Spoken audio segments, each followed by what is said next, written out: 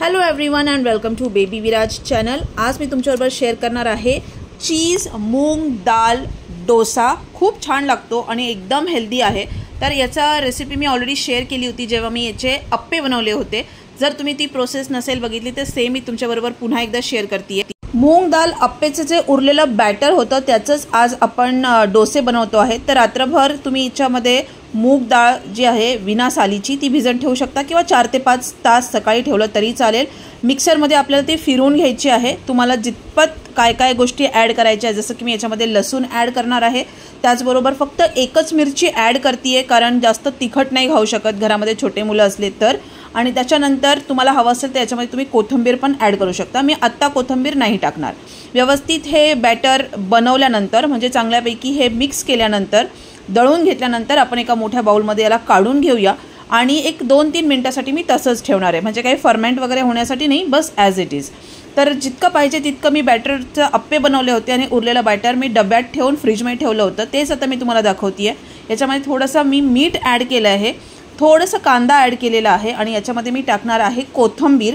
तुम्हाला हवं असेल तुम्ही गाजर टाकू शकता, टोमॅटो टाकू शकता, टोमॅटो सॉस टाकू शकता, पण मला आज चीज बनवायचं आहे म्हणजे चीज टाकायचं आहे जास्त प्रमाणात, त्याच्यामुळे बाकीच्या गोष्टी मी ॲड नाही केलेल्या। वरतून कोथिंबीर भरपूर टाकलेली आहे, त्याच्याने चांगला कलर पण येतो आणि खायला पण छान लागतं। त्यानंतर आता हे थोडासा अगदी किंचित सोडा याच्यामध्ये टाकलेला आहे कारण की पीठ तुम्ही बघू शकतात की डब्यामध्ये पण अर्धाच डब्बा आहे आणि याच्यामध्ये एक्स्ट्रा पाणी ॲड केलेलं नाही। जसं आपण उत्तप्पा किंवा डोसा बनवतो ॲज इट इज आपल्याला पॅनमध्ये तव्यामध्ये ते थोडंसं तेल किंवा तूप टाकून ग्रीस करून घ्यायचं आहे। चांगल्यापैकी तापल्यानंतर आपण याचे डोसे बनवून घेणार आहोत। तुम्हाला पातळ बनवायचे तर पातळ बनवा किंवा तुम्हाला थोडे जाड उत्तप्प्यासारखे ठेवायचे असेल तर तसंही तुम्ही ते ठेवू शकतात, काही हरकत नाही आहे। खूप छान बनतो आणि महत्त्वाचं म्हणजे पीठसुद्धा फ्रीजमध्ये राहतं, त्याच्यामुळे तुम्ही दुसऱ्या दिवशी पण वापरू शकता। आता याच्यामध्ये मी चीज ॲड करते आहे, तर चीज ॲड करण्यात कंजूसी करायची नाही, भरपूर चीज ॲड करायची। मुलांना ना चीज खायला द्यायला पण पाहिजे आणि ते हेल्दी पण असतं, त्यातले त्यात त्या मुलांना खूप आवडतं।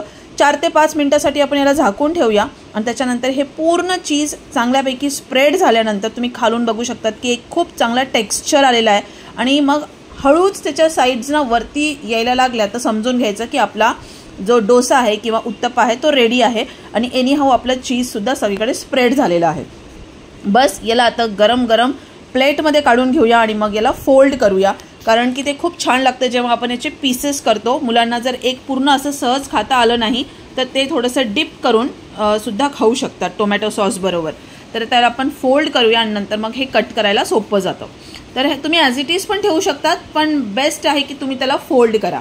आता हे छान फोल्ड झालं की आता आपण विदाऊट चीजवाला डोसा जो आहे मूग दालचा तो पण मी तुमच्याबरोबर शेअर करते आहे। सेम पॅनमध्ये थोडंसं तेल टाकलेलं आहे, ग्रीस करून घ्यायचं आणि उरलेलं माझ्याकडे जेवढंही पीठ होतं ते सगळं मी याच्यामध्ये वापरते आहे। तुम्ही बघू शकता याच्यामध्ये एक चीज विथ म्हणजे एक डोसा विथ चीज आणि एक डोसा विदाऊट चीज असं झालेलं आहे। हे मी मागच्या डोस्यापेक्षा थोडंसं पातळ करते आहे म्हणून याचा भरपूर असं स्प्रेड करून घेतलेलं आहे मी। आणि त्याच्यानंतर यालासुद्धा आपण व्यवस्थित झाकण ठेवून चांगल्यापैकी गरम करणार आहोत किंवा शिजवून घेणार आहोत, म्हणजे काय की ते कच्चं नको लागायला। नाहीतर मग काय होतं ना, मूग डाळचं जे स्पेशली काय होतं जर चांगलं झालं नाही किंवा क्रिस्पी झालं नाही ना तर नुसतं पीठ लागतं। तसं न लागता त्याला आता आपण एका साईडनी चांगल्यापैकी गरम झालेलं आहे, त्याच्या साईड्स निघालेल्या आहेत आणि हे आपण नॉर्मल डोसा जे खातो त्यापेक्षा खूप सॉफ्ट म्हणजे प्रचंड सॉफ्ट असतं, त्यामुळे थोडासा वेळ लागतोच त्याला। आता एक साईड झाली आहे, दुसऱ्या साईडला पण पलटवून घेऊया आणि त्याच्यानंतर पुन्हा एकदा झाकण ठेवूया एक 3 ते 4 मिनिटांसाठी आणि त्याच्यानंतर आपण हे तुम्हाला मी आता जवळून दाखवते आहे, काढते मी आणि बघा किती क्रिस्पी दिसतं आहे, म्हणजे लांबूनच तुम्हाला दिसत असेल की किती क्रिस्पी आहे, त्याचा कलर किती छान आलेला आहे आणि खायला पण खूप माइंड ब्लोईंग लागतं। फक्त एवढंच की गरम गरम खा, जशी एक चीज आणि एक विदाऊट चीज खूप छान लागतो आहे। तुम्ही याला भाजीबरोबर खाऊ शकता किंवा मग तुम्हाला हवं असेल तर तुम्ही चटणी असेल कशाबरोबर, मी याला लोणच्याबरोबर खाणार आहे आणि खूप छान लागतं आहे। तर आता आपण याला जसं मी तुम्हाला सांगितलं याला कट करून घेते आणि मग तुम्हाला याच्यामधलं चीजसुद्धा दाखवते कारण की हे खूप मस्त लागेल।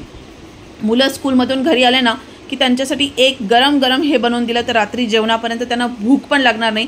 त्यातले त्यात हे खूप हाय प्रोटीन आहे, त्याच्यामध्ये मूग डाळ कोणाला आवडत नाही, त्याच्यामुळे ज्यांना आवडत नाही त्यांच्यासाठी बेस्ट आहे। तर हे बघा इथे मी लोणचं घेतलं आहे छानपैकी, आता याच्यात मी 2 फोडी टाकणार आणि गरम गरम खाणार। खूप छान लवकर भूक पण लागत नाही आणि हेल्दी पण आहे. तुम्हाला व्हिडिओ आवडलाच तर लाईक, शेअर आणि सबस्क्राईब नक्की करा आणि हे तुमच्या मुलांना नक्की खाऊ घाला. थँक्यू.